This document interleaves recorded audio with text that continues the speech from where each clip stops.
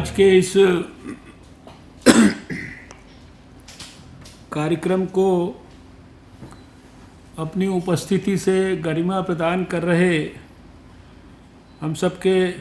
लिए आदरणीय पद्म भूषण डॉक्टर अशोक राव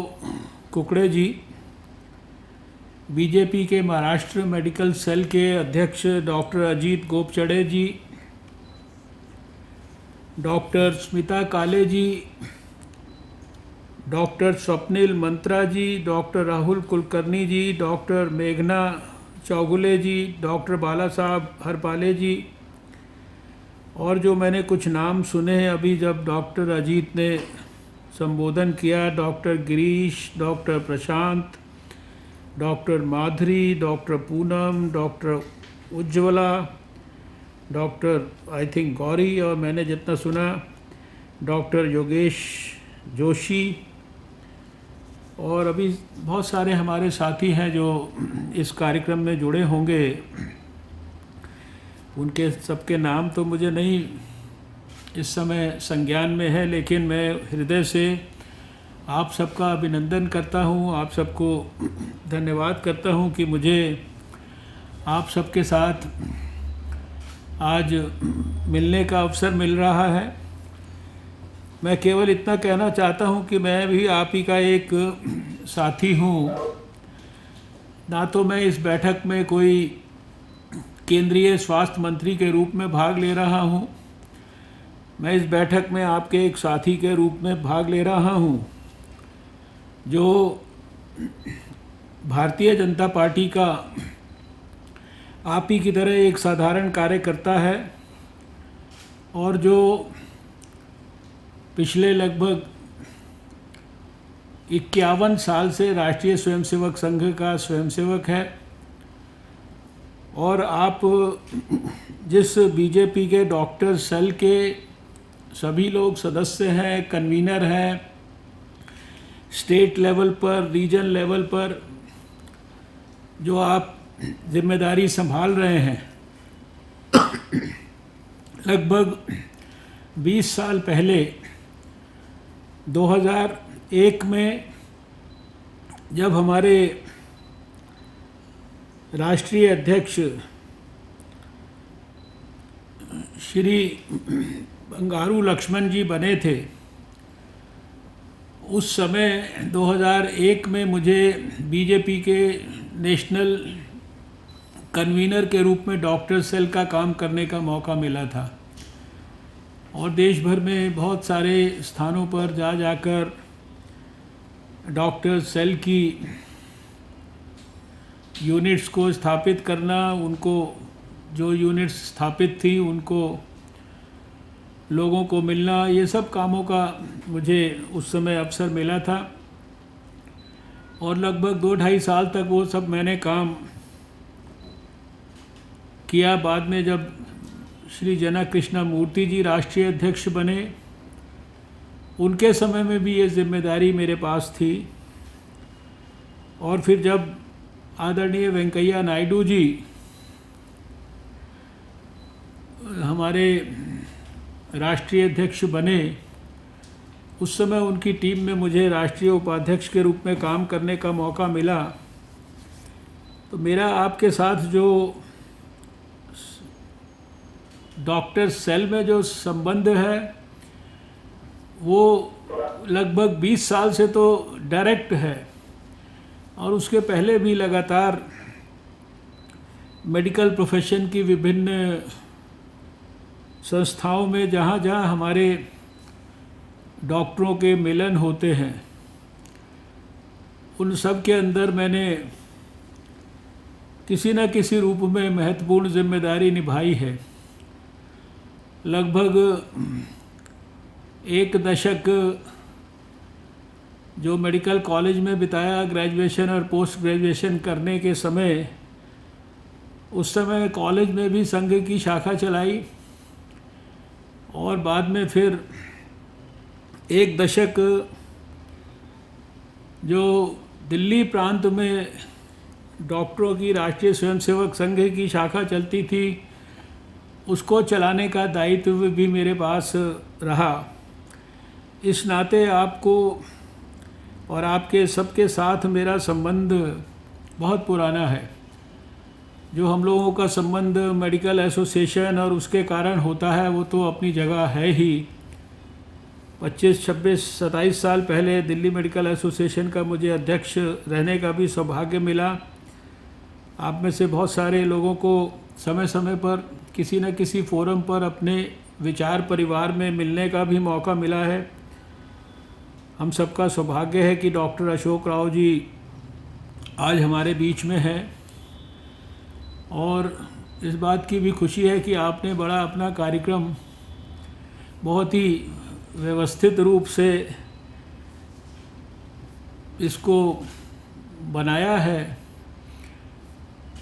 थोड़े समय के अंदर, और इसके अंदर हम आपस में बातचीत कर लें, इसका आपने योजनाबद्ध प्रयास किया है।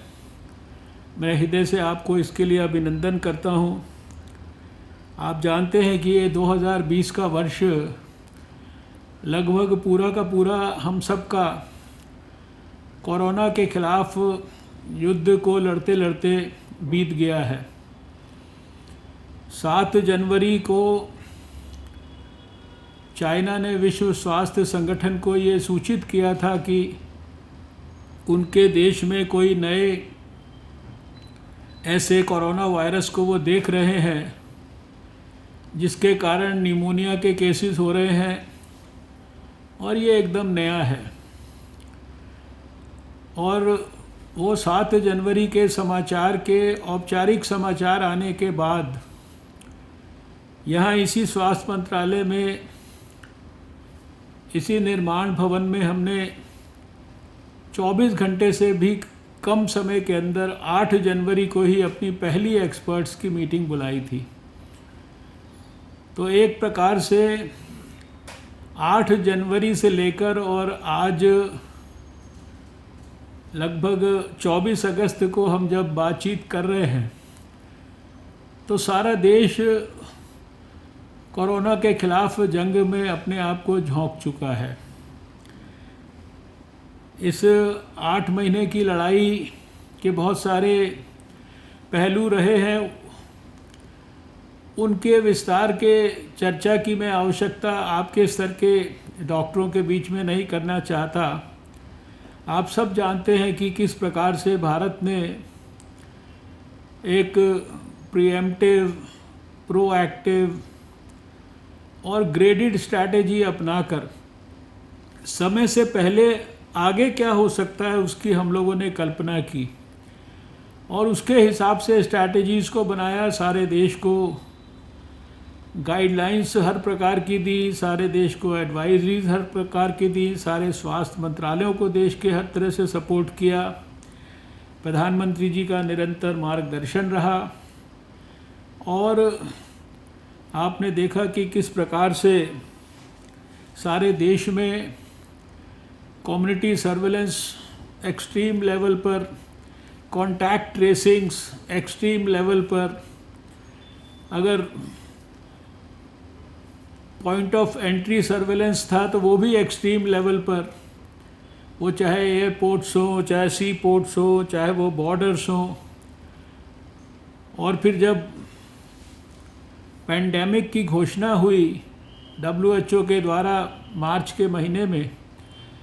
उसके बाद भारत जैसे बड़े देश में प्रधानमंत्री जी ने जब पहली बार लॉकडाउन की घोषणा की तो उसको करने से पहले भी एक इनोवेटिव एक्सपेरिमेंट करके देखा, जनता कर्फ्यू का। लॉकडाउन के कई फेजेस को हम लोगों ने 3-4 फेजेस को देखा, और फिर सब प्रकार की बहुत सारी परेशानियां भी बीच में आई। आपने मुंबई के लोगों ने तो माइग्रेंट लेबरर्स के इशू को बहुत नज़दीक से देखा, और वो समय समय पर किस तरह की उसमें परेशानियां लोगों के लिए आईं, और फिर हिम्मत करके हम लोगों ने अनलॉक भी किया। अनलॉक के भी अब वेरियस फेजेस के अंदर हम लोग आए हैं। वो शुरुआती दौर भी आपको सबको याद है कि जब चारों तरफ से एक ही आवाज़ आती थी कि पर्याप्त मात्रा में डॉक्टरों के लिए पीपीई किट्स नहीं है, N95 मास्क नहीं है, बहुत सारी दूसरी चीज़ों की उपलब्धता के अंदर कमी है, शायद बहुत ज़्यादा बड़े पैमाने पर वेंटिलेटर्स की ज़रूरत पड़ेगी। वो सारे के सारे जितनी मात्रा में आवश्यक हैं वो शायद नहीं है भारत के पास। लेकिन इसी 6-8 महीने के अंदर हम सब लोगों ने मिलकर प्रधानमंत्री जी के नेतृत्व में वो अभूतपूर्व क्षमता विकसित की कि थोड़े ही दिन के बाद जब हम स्वास्थ्य मंत्रियों के साथ वीडियो कॉन्फ्रेंस करते थे, इकट्ठा भी करते थे, अलग अलग भी करते थे, तो शुरुआती 1-2 वीडियो कॉन्फ्रेंसेस में हर व्यक्ति यही सब चीज़ों की शिकायतें हम लोग करता था। और थोड़े दिन के बाद ये स्थिति हुई कि हम लोगों ने इतने पीपीई किट्स और इतनी बाकी चीज़ें उनको सप्लाई किया कि हमको उन्होंने सबने हाथ जोड़कर कहना शुरू किया कि अभी आप कुछ मत हमारे पर भेजिए, हमारे पर रखने के लिए जगह नहीं है। और लगातार जितनी भी चीज़ों के लिए जो भारत बनाता नहीं था, आज हम उस स्थिति में आए हैं कि हम उनको एक्सपोर्ट कर रहे हैं। 5 लाख से ज़्यादा रोज़ के पीपीई किट्स भारत में बन रहे हैं, 95 मास्क इसी तरह से बन रहे हैं। वेंटिलेटर्स हम यहाँ जो नहीं बनाते थे, आज वेंटिलेटर्स को हमने एक्सपोर्ट करने की हम लोग स्थिति के अंदर आ गए हैं। और वैक्सीन की सर्च के लिए जो रिसर्च आवश्यक है, जो ट्रायल्स आवश्यक है, उस दौड़ में भी हम दुनिया में किसी से आज पीछे नहीं हैं। और 135 करोड़ का देश, जिसके लिए बड़े बड़े विद्वानों ने पिछले दिनों में कहा, भारत में आके कहा, बड़े बड़े टेलीविज़न के एंकर्स को इंटरव्यूज़ दिए कि इस समय जब हम आपसे अगस्त में बात कर रहे हैं, या 300 मिलियन केसेस भारत में होंगे। और अभी आप देखिए कि 8वें महीने के अंदर हम हैं, तो 300 नहीं, हम सिर्फ 3 मिलियन केसेस पर पहुंचे हैं। उसमें से भी 2.23 मिलियन केसेस जो है वो ठीक होके घर जा चुके हैं। आप सब लोग इसको सब दिन रात इन सब अनुभवों को खुद जी रहे हैं, मुझे आपको बताने की ज़रूरत नहीं है। और शायद बड़े गर्व के साथ हम लोग हर थर्सडे को इसी टेबल पर बैठकर, मैं सारे दुनिया के देशों के साथ जब विश्व स्वास्थ्य संगठन की मीटिंग होती है 4 बजे से 6 बजे के बीच में, तो हर बृहस्पतिवार को हम लोग बड़े गर्व के साथ बताते हैं कि भारत जो है वो कोई भी पैरामीटर की चर्चा करो, हम दुनिया के अंदर इतना बड़ा देश होते हुए भी सारे दुनिया के दूसरे देशों से हम बेहतर स्थिति में हैं। केसेस पर मिलियन हो, डेथ्स पर मिलियन हो, टेस्ट पर मिलियन हो, सब चीज़ों के अंदर हमारा रिकवरी रेट है तो वो दुनिया में सबसे बेहतर, हमारा फैटेलिटी रेट है तो वो दुनिया के अंदर सबसे कम। और आपको याद होगा कि शुरुआती दौर में कैसे हर टेलीविज़न चैनल पर भारत सरकार को, हम लोगों को बार बार ये याद दिलाया जाता था। सब लोग बोलते थे टेस्ट टेस्ट टेस्ट, जैसे ये डायलॉग लोगों ने रटा हुआ था। और हमने अपनी यात्रा जो एक लैब से शुरू की थी, आज 1520 लैब। आप में से बहुत कम डॉक्टरों को इस बारे में एहसास होगा कि हमारी मोदी जी की सरकार आने से पहले ज़्यादातर वायरस को डिटेक्ट करने वाले टेस्ट, इसके लिए जो हमारा स्वैब है, इसके लिए जो हमारा सैंपल है, उसको हम अमेरिका के CDC अटलांटा के अंदर भेजा करते थे। और जब हमने ये युद्ध शुरू किया तो हमारे पास केवल एक आपके महाराष्ट्र की NIV पुणे लैब थी। आज देश के अंदर 3 घंटे का फासला तय करने पर कहीं पर भी हमने लैब इस 8 महीने में विकसित कर दी है। और पिछले सप्ताह तो एक दिन में 1 मिलियन टेस्ट करने का जो टारगेट था वो भी हम लोगों ने पूरा कर दिया। अभूतपूर्व योग्यता और क्षमता का परिचय हमारे सभी साथियों ने दिया है। जहां भारत के नक्शे के ऊपर 245 अपने साथी कोरोना वॉरियर्स को नतमस्तक होकर मुझे प्रणाम करना पड़ा और मेरी आंखें भी भर गईं और मुझे लगा कि शायद जीवन में हम लोगों ने कभी ऐसी लड़ाई के बारे में कल्पना नहीं की थी। भारत ने असाधारण योग्यता और परिचय अपने इस कोरोना के खिलाफ जंग में दिया है। मैं हृदय से आप सबको बहुत इसके लिए धन्यवाद करना चाहता हूँ।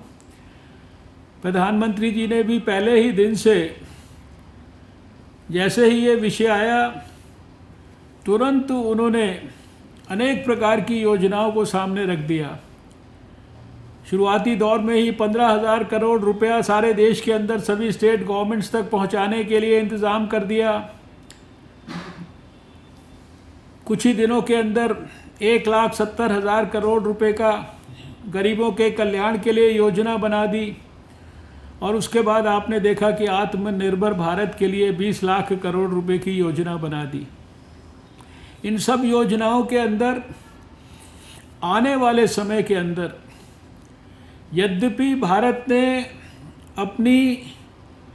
बीमारियों के खिलाफ, इन्फेक्शस डिजीज़ के खिलाफ, कम्युनिकेबल डिजीज़ के खिलाफ जो लड़ाई लड़ने की योग्यता और क्षमता है उसको बहुत कुशलता और सक्षमता से देश या दुनिया के सामने प्रस्तुत किया है। पिछले सालों में हम लोगों ने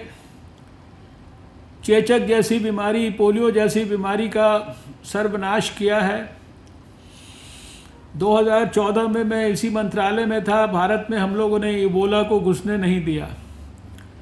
पिछले 2 सालों के अंदर निपा वायरस केरल में आया, हम लोगों ने उसको केरल से बाहर नहीं निकलने दिया। और ऐसे बहुत सारी बीमारियां जो समय समय पर आती रही हैं, उनको लड़ने के लिए, उनसे जूझने के लिए जिस प्रकार का robust integrated disease surveillance system Bharat के अंदर विकसित पिछले सालों में हुआ है, हम किसी भी बीमारी को सही समय पर फील्ड में डायग्नोस करके उसको वहीं कंटेन करने की जो स्ट्रैटेजी है उसको बहुत इफ़ेक्टिवली इम्प्लीमेंट करने की स्थिति में आए हैं। लेकिन इस सब के बावजूद भी कि जब हम ये सब कुछ अंतर्राष्ट्रीय स्तर पर प्राप्त कर चुके हैं, भारत लगातार आने वाले समय के लिए भी बहुत रॉबस्ट हेल्थ की स्ट्रैटेजी बना रहा है। पहली बार फाइनेंस कमीशन इस बार अपनी रिपोर्ट के अंदर हेल्थ के ऊपर पिछले 70 सालों के अंदर एक एक्सक्लूसिव चैप्टर लिखने वाला है, यानी हेल्थ के प्रति सरकार की प्राथमिकता के दृष्टि से। आप आयुष्मान भारत के बारे में जानते हैं और उसके अंदर जो एक तो कंपोनेंट ज़रूर है कि 55 करोड़ जो गरीब लोग हैं उनको हम एक स्तर की जो सुविधा है वो निःशुल्क प्रदान करते हैं, सेकेंडरी टर्शरी केयर, और वो देश के 2-2.5 हज़ार अस्पतालों के अंदर स्टेट ऑफ द आर्ट अस्पताल भी हैं, उसमें अच्छे बड़े अस्पताल भी हैं, प्राइवेट भी है, सरकारी भी है। लेकिन उसके साथ साथ जो देश में एक बड़ा काम हो रहा है कि 1.5 lakh health and wellness centres जो है वो देश भर में स्थापित हो रहे हैं, जिसमें से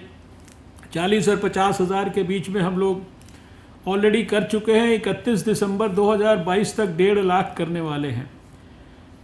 और in health and wellness centres का जो फोकस है ये फील्ड के अंदर है, ज़मीन पे हैं, ग्रास रूट पर हैं। इनका सबका focus prevention, positive health, promotive health है। जितनी नॉन कम्युनिकेबल डिजीज़ हैं उनके लिए बड़े पैमाने पर स्क्रीनिंग और सब प्रकार के जो डिजीज़ के जो रिलेटेड इश्यूज़ हैं, चाहे वो यूनिवर्सल इम्यूनाइजेशन प्रोग्राम में 100% बच्चों को वैक्सीन देना हो, चाहे वो maternal mortality rates, infant mortality rates, under 5 mortality rates को नीचे लाना हो, चाहे वो ENT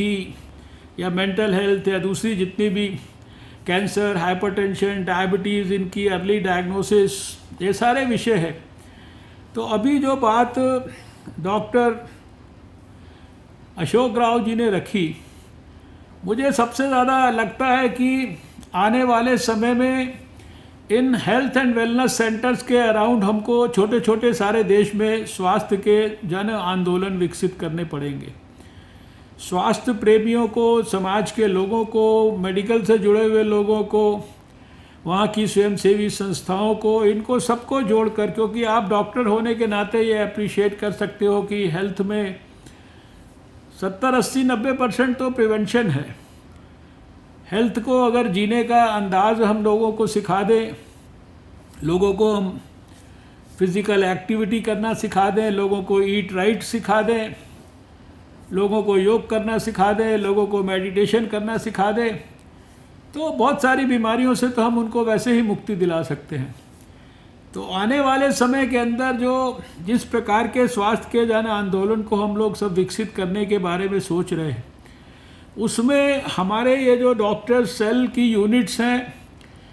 ये अगर सारे देश के अंदर इनकी जो वर्किंग है, इनका जो जुरिस्डिक्शन है, वो उन हेल्थ एंड वेलनेस सेंटर्स को अपने साथ में जोड़कर और किस प्रकार से हम उनके एक प्रकार से वॉलंटरी मेंटर्स के रूप में काम कर सकते हैं। तो मैं बड़े विश्वास के साथ इतने साल हेल्थ में मैंने जितना काम किया है, जो उसके हिसाब से जो भी अनुभव है, बहुत वर्ष विश्व स्वास्थ्य संगठन में सभी दक्षिण पूर्व एशिया के देशों के लिए काम करने का मौका मिला है। बहुत सारे अंतर्राष्ट्रीय कमेटीज़ के ऊपर बहुत साल काम करने का मौका मिला है। भारत के पास अभूतपूर्व योग्यता है और बहुत अभूतपूर्व क्षमता है। और अभी जो समय चल रहा है, इसमें एक अभूतपूर्व प्रधानमंत्री भी भारत के पास है, जो बहुत विजनरी है, जज्बे वाला है, उनकी लंबी सोच है। वो 2022 में नया भारत बनाना चाहते हैं, अल्टीमेटली विश्व गुरु भारत दोबारा से बनाना चाहते हैं, गौरवशाली अतीत से भी ज़्यादा बेहतर भविष्य बनाना चाहते हैं, हर देशवासी के चेहरे पर मुस्कान वापस लौटाना चाहते हैं, हर बच्चे को स्वास्थ्य की, शिक्षा की, पोषण की, सब प्रकार की सुविधाएं उपलब्ध कराना चाहते हैं। सब वैक्सीन्स, जो वैक्सीन प्रिवेंटेबल डिजीज़ के ख़िलाफ़ है, वो एक एक बच्चे को निःशुल्क उपलब्ध कराना चाहते हैं। तो सुनिश्चित करना चाहते हैं हम लोग कि किसी भी माँ के लिए भारत के अंदर गर्भवती होना ये अभिशाप नहीं बनना चाहिए, ये उसके लिए बून होना चाहिए। और किसी भी तरीके से एक एक करके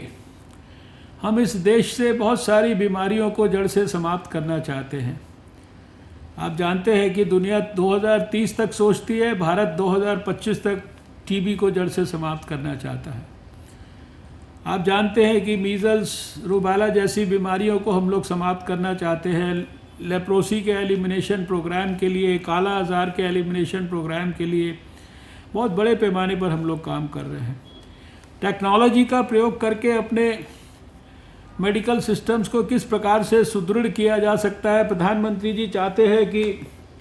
हर एक सुविधा जो है इस मोबाइल टेलीफोन के अंदर हर भारतवासी को उपलब्ध हो जाए। इसलिए देश की एक एक पंचायत तक ऑप्टिकल फाइबर को पहुंचाया गया है। इस फ़ोन के अंदर सब प्रकार की एजुकेशन, सब प्रकार की सुविधाएं, सब प्रकार का बैंक का ट्रांजैक्शन, सब प्रकार से डायरेक्ट बैंक में आदमी के सारी योजनाओं का ट्रांसफ़र। और अब जो इतना बड़ा मिशन, जो कि मैं समझता हूँ कम से कम मेडिकल प्रोफेशनल्स के लिए, जो नेशनल डिजिटल हेल्थ ब्लूप्रिंट हम लोगों ने तैयार करके इम्प्लीमेंट करने के लिए जो काम शुरू हुआ है, जिसकी औपचारिक अभी घोषणा हुई है। अभी शुरुआती कुछ महीने में, 2-3 महीने हम लोग इसको 6 यूनियन टेरिटरीज़ में लागू करके फिर सारे देश में रोल आउट करने वाले हैं। अभी ऑलरेडी देश के अंदर उस दूर दराज के हेल्थ एंड वेलनेस सेंटर्स के साथ देश के अंदर जो देश के मेडिकल कॉलेज में पढ़ाने वाले बड़े से बड़े डॉक्टर के साथ हम लोगों ने टेलीमेडिसिन से संपर्क स्थापित कर दिया है। 1.5 लाख से ज़्यादा कंसल्टेशंस हो चुके हैं 23 स्टेट्स में, और 5 लाख रोज़ कंसल्टेशंस रोज़ के करने का जो है ये इमीडिएट टारगेट हम लोगों का है। यानी ई फार्मेसी के माध्यम से, टेलीमेडिसिन के माध्यम से एक बड़ा भारत के अंदर असाधारण आंदोलन स्वास्थ्य का हम लोग विकसित करने की सारी कोशिश में लगे हैं। कम्युनिकेबल डिजीज़ हो, नॉन कम्युनिकेबल डिजीज़ हो, हेल्थ का इंफ्रास्ट्रक्चर एक्सपेंड करने की बात हो, तो आपको सुनकर खुशी होगी कि इस समय खाली कोई 22 all India institute of medical sciences नए उन पर काम नहीं हो रहा है। 157 नए मेडिकल कॉलेजेस भारत सरकार के सहयोग से सारे देश के अंदर डिस्ट्रिक्ट हॉस्पिटल्स मेडिकल कॉलेजेस में परिवर्तित होने की योजना पर ऑलरेडी काम हो रहा है। आए दिन हम लोग उनको इनॉग्रेट करते हैं। मेडिकल एजुकेशन के अंदर हिस्टोरिक रिफॉर्म्स हो रहे हैं, जो काम कभी नहीं हुए उनके करिकुलम के अंदर जो चेंजेस के वो सारे के सारे होकर और इम्प्लीमेंट हुए हैं अभी पिछले समय के अंदर। और सारे देश भर के अंदर बड़े पैमाने पर MBBS की सीट्स, पोस्ट ग्रेजुएशन की सीट्स, सुपर स्पेशलिटी की सीट्स, DNB की सीट्स, ये सारी की सारी बढ़ाने के लिए, यानी आने वाले समय और फिर जितने मेडिकल प्रोफेशन को कंट्रोल करने वाले जो इंस्टीट्यूशंस हैं उनमें भी सब उनको उनके अंदर से करप्शन को एक तरफ से एलिमिनेट करके और फिर ट्रांसपेरेंट, पॉजिटिव, विजनरी, इस तरह के जैसे मेडिकल काउंसिल ऑफ इंडिया को समाप्त करके अब नेशनल मेडिकल कमीशन लागू होने वाला है, ऐसे ही डेंटल के फील्ड में, नर्सिंग के फील्ड में आने वाले समय में आप देखेंगे।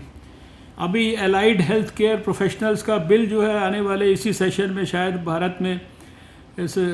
पार्लियामेंट में पास होगा, तो बहुत बड़ी संख्या के अंदर ये एलाइड हेल्थ केयर प्रोफेशनल्स जो है देश के अंदर उपलब्ध होने वाले हैं। तो मेडिकल एजुकेशन से लेकर और शायद जितने भी फील्ड्स इमेजिन हो सकते हैं, अभी इस कार्यक्रम में उतने विस्तार से शायद चर्चा करना संभव ना हो, लेकिन मैं ये चाहता हूँ कि हमारा जो मेडिकल सेल है ये एक विशेष जिम्मेदारी अपनी लेकर, क्योंकि स्वास्थ्य को अगर मुझे पूरा विश्वास है कि इसका सफल कोई मॉडल हेल्थ फॉर ऑल का किसी देश के अंदर विकसित हो सकता है, उसके लिए public health, positive health, promotive health, preventive health, इसको बहुत स्ट्रेंथन करने की ज़रूरत है। हम लोग को ज़रूरत पड़ने पर इंफ्रास्ट्रक्चर भी हम विकसित कर सकते हैं। अभी ज़रूरत पड़ी तो 15,000 से ज़्यादा कोविड के डेडिकेटेड अस्पताल, कोविड के हेल्थ फैसिलिटीज़, कोविड के केयर सेंटर्स और इसी तरह से 10,000 से ज़्यादा क्वारंटाइन सेंटर्स, और इन सब में मिलाकर 25 लाख बेड्स हम लोगों ने क्रिएट कर दिए एक्सक्लूसिव देश के अंदर। जो है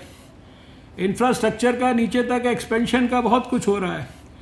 लेकिन आपने देखा कि पब्लिक हेल्थ और दूसरी चीज़ों को अगर ठीक ढंग से स्ट्रांगली अगर उन पर फोकस नहीं है, तो अमेरिका जैसा डेवलप्ड देश भी जिसके पास इतना बड़ा हेल्थ का इंफ्रास्ट्रक्चर था, उसको भी कोरोना से जंग लड़ने के अंदर कितनी कठिनाई हुई। और जिस प्रकार का कॉन्टैक्ट ट्रेसिंग और कम्युनिटी सर्वेलेंस भारत ने करके दिखाया, यानी ऐसे ऐसे मेरे पास उदाहरण है कि एक केस मिला तो उसके कॉन्टैक्ट ट्रेसिंग करते करते 150, 200, 250 तक कॉन्टैक्ट्स को ट्रेस करके और भारत ने टेस्ट कर डाला, उनको आइसोलेट कर दिया, उनको अस्पताल के अंदर जो है ट्रीटमेंट उपलब्ध करा दिया, जिनको होम के अंदर ट्रीटमेंट की ज़रूरत थी वो सारा कुछ करा दिया। इसलिए मैं ये चाहता हूँ कि आज के इस अवसर पर आप सब लोग एक नए संकल्प के साथ यहाँ से जाएं। कुछ सवालों के बारे में जो बात किया गया है, जैसे आपकी बात ठीक है कि अभी हम लोगों ने जब देखा कि शुरुआती दौर में ये स्टिग्मा ये कोविड का इलाज करने वालों के साथ भी जुड़ रहा था और इतना भय था समाज में, और उसके कारण बहुत सारे हेल्थ वर्कर्स वगैरह के साथ जो है असॉल्ट्स हो रहे थे, दूसरे हो रहे थे, तो उस समय इमरजेंसी के अंदर प्रधानमंत्री जी ने कैबिनेट में फैसला करा और ये इंडियन एपिडेमिक एक्ट जो है उसमें अमेंडमेंट करके जो डॉक्टर के ऊपर अगर कोई भी असॉल्ट करेगा तो किस प्रकार का पनिशमेंट होगा, डॉक्टर की अगर और प्रोफेशनल्स की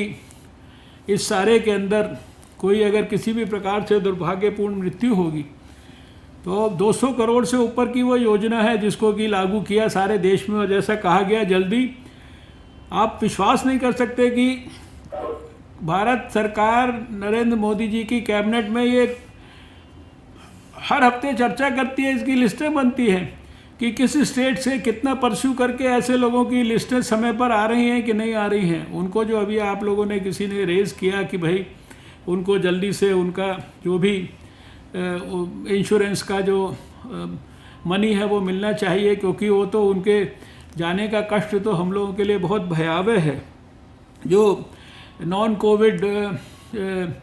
हॉस्पिटल्स के बारे में, प्राइवेट हॉस्पिटल्स के बारे में, उनकी सर्विसेज के एक्सपेंशन के बारे में रूरल एरिया में, ये सारे विषयों पर भारत सरकार की बहुत पॉजिटिव अप्रोच है। जहाँ जहाँ पर भी लोग प्राइवेट सेक्टर के अंदर वो मेडिकल कॉलेज बनाना चाहते हैं, दो प्राइवेट सेक्टर के लोग मिलकर कोई मेडिकल कॉलेज बनाना चाहते हैं, गवर्नमेंट के किसी चीज़ के साथ जुड़कर बनाना चाहते हैं, इतने प्रकार के रिफॉर्म्स मेडिकल एजुकेशन में हो रहे हैं,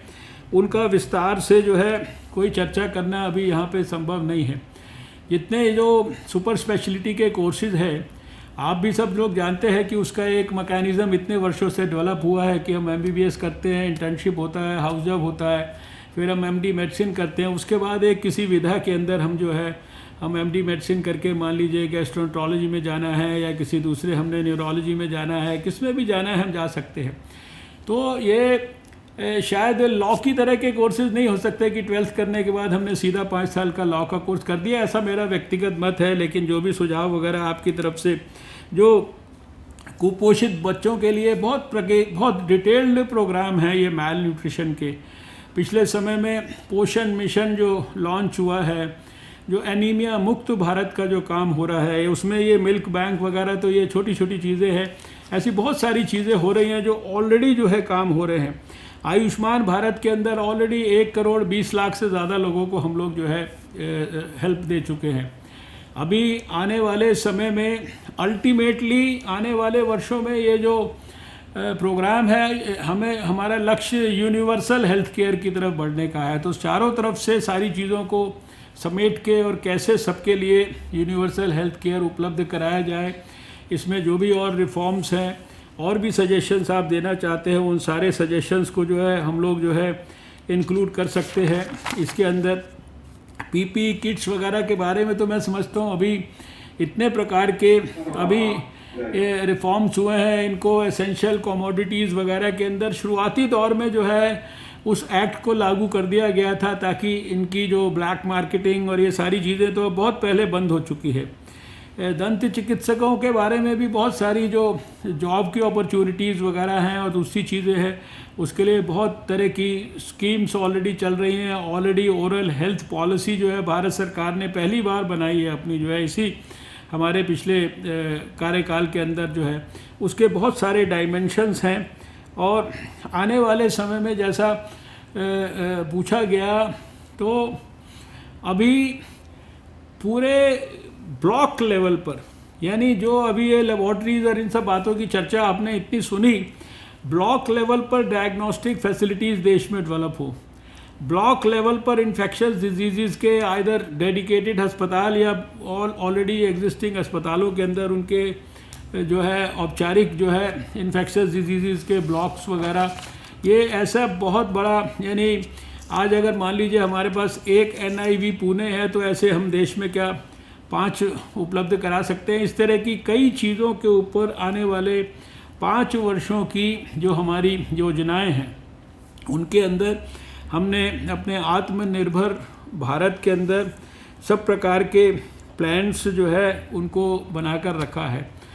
शायद इस प्रकार के कार्यक्रम में, जिसमें हमने आधा घंटे का समय रखा था, 1 घंटा पहले हो चुका है, एक एक बात की विस्तार से चर्चा करना शायद संभव ना हो। लेकिन मैं आपको विश्वास दिलाता हूं कि जब भी ये हमारा कोविड का ये जो समय है, जो ठीक ही कहा गया कि इसको हमारे लिए चुनौती है, लेकिन इसको अपॉर्चुनिटी के अंदर बदलना है। और बहुत सारी चीज़ें हम लोग इस क्राइसिस के दौरान सीखे हैं। देश के लिए, समाज के लिए एक नया नॉर्मल विकसित हुआ है। ये ऐसा नहीं था कि ये डिजिटल इंडिया और ये फैसिलिटीज़ पहले नहीं थी, लेकिन हमारा सबका, सारे देश का ध्यान जो प्रधानमंत्री जी का पहला या दूसरा कैबिनेट नोट डिजिटल इंडिया के बारे में था 2014 में, और तब से लगातार हम देख रहे हैं कि डिजिटल इंडिया के ऊपर कितना काम उनकी मार्गदर्शन में हो रहा है। आज जो है वो डिजिटल इंडिया को हम लोग कोविड के दौरान सही मायने में यूज़ कर पा रहे हैं। यहाँ बैठे बैठे यहाँ बैठे बैठे मैं अपने सारे इतने वरिष्ठ साथियों के दर्शन भी कर पा रहा हूँ, उनके बात भी सुन पा रहा हूँ, उनसे बात भी कर पा रहा हूँ। तो मैं आज के इस अवसर पर आपको, समय चूँकि हो गया काफ़ी, हृदय से बहुत बहुत बधाई देता हूँ। फिर भी आपके जो भी आगे आने वाले समय में हम लोग और इस तरह के बड़े पैमाने पर सम्मेलन करेंगे, आपके और फीडबैक्स लेंगे, लेकिन पूरे विश्वास के साथ, पूरी अपनी समर्पण भाव के साथ जो आपने अपने संगठन में सीखा है। हम समाज की सेवा के लिए, समाज के हेल्थ स्टेटस को इम्प्रूव करने के लिए, समाज के लोगों को सही हेल्थ एजुकेशन और वे ऑफ लाइफ जो उन्हें जीने के लिए ज़रूरी है, अच्छे स्वास्थ्य के लिए, उसकी ओर अगर हम लोग ठीक प्रकार से गाइड करेंगे, अपने इर्द गिर्द का ही अगर हम जिम्मा लेंगे और उसके अंदर जो खासकर जो हमारे यंग लोग हैं, यंग हमारे स्कूल के बच्चे हैं, कॉलेज के बच्चे हैं, इनको एक प्रकार से हम हेल्थ के अंदर अपने सेनानी बनाने की एक कोशिश करेंगे, तो जो हेल्थ है वो भारत की सिनेरियो को हम बहुत जल्दी और ऊंचाइयों तक ले जाने में सफल होंगे। और भारत के पास ही वो डीएनए है, वो योग्यता है, वो क्षमता है, वो अब अनुभव भी है इतने सालों के अंदर, जिसमें वो हर चीज़ के सफल मॉडल विकसित कर सकता है, जिनको सारी दुनिया इम्यूलेट करे, हम सारी दुनिया के सामने प्रस्तुत कर सके। मैं हृदय से आप सबको बहुत बहुत धन्यवाद करता हूं कि आपने मुझे आज अपने दर्शन करने का मौका दिया।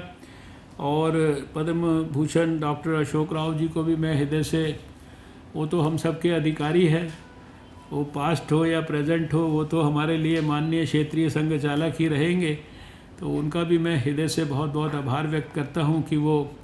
हमारे इस कार्यक्रम के अंदर आकर उन्होंने इस कार्यक्रम को अपना आशीर्वाद प्रदान किया है। बहुत बहुत आपके सबके स्वास्थ्य की, आपके परिवारजनों के स्वास्थ्य की, आपके मरीज़ों के, आपके मित्रों के, सबके बेहतर स्वास्थ्य की मैं कल्पना और कामना करता हूँ, भगवान से प्रार्थना करता हूँ। धन्यवाद।